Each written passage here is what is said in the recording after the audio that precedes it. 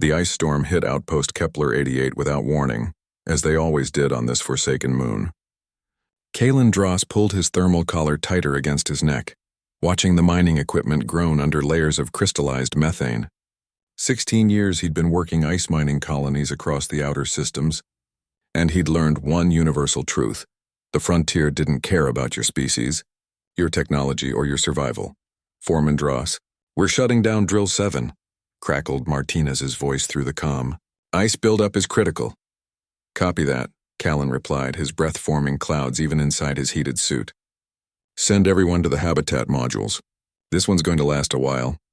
He was doing a final perimeter check when he heard it, a sound that didn't belong to wind or machinery, a whimper, barely audible above the howling storm. Callan stopped, his experienced ears separating signal from noise. There it was again, weak and desperate.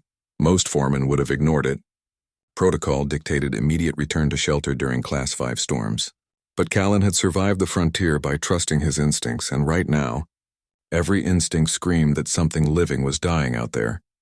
He activated his suit's thermal scanner, sweeping the landscape of jagged ice formations and buried equipment. Nothing. He took 3 more steps toward the habitat when the scanner caught something.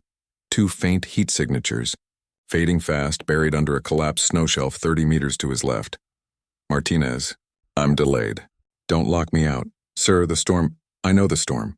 10 minutes, Callan didn't wait for a response. He crashed through waist-deep snow, his suit's servos whining in protest. The heat signatures were weakening. 5 minutes, maybe less, before hypothermia claimed them. He reached the collapsed shelf and dropped to his knees, digging with reinforced gloves that could crush rock but moved snow with surprising gentleness. His hands hit something soft. Fur. He dug faster, and then he saw them, 2 small forms curled together, their silver-blue fur crusted with ice. They weren't human. They weren't anything Callan recognized from the colonial databases.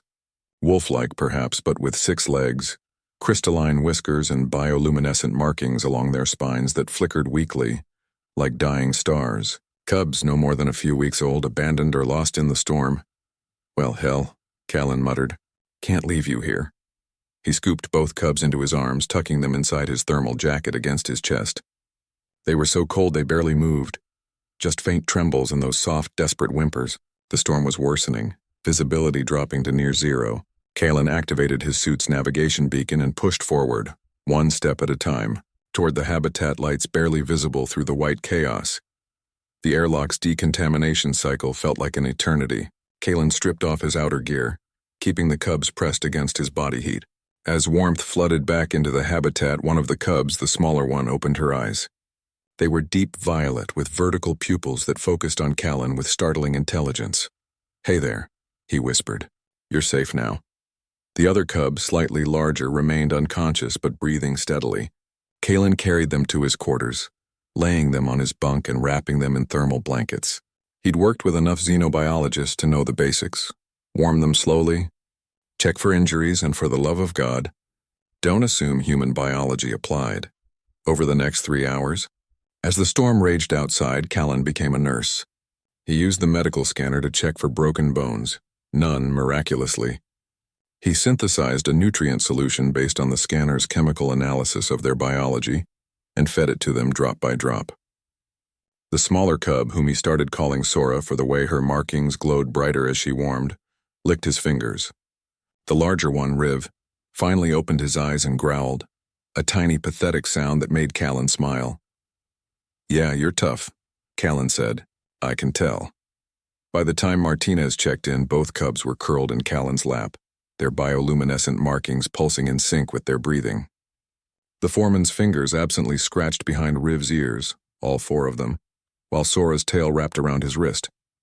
"Sir, we're picking up some weird readings from your quarters," Martinez said over the comm. "Everything okay?" "Define okay," Callan replied.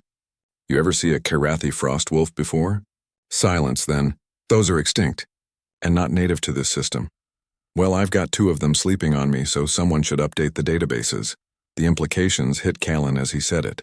Karathi frost wolves were legendary, an ancient species from the Andromeda colonial records, believed lost when their homeworld froze over 3 centuries ago. If these cubs were real, if they'd somehow survived?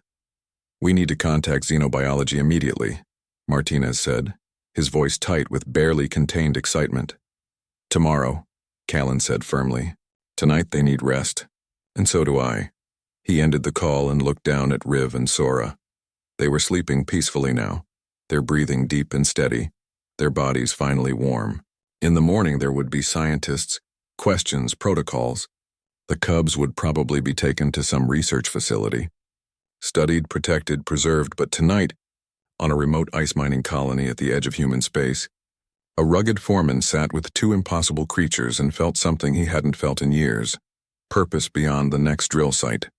The next paycheck, the next frontier posting. You're going to be all right, Callan whispered to them. Humanity's good at a lot of things, but we're best at refusing to let things die.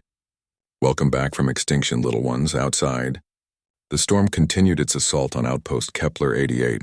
Inside, warmed by human stubbornness and an old foreman's unwillingness to follow protocol, two ancient lives flickered back to brightness.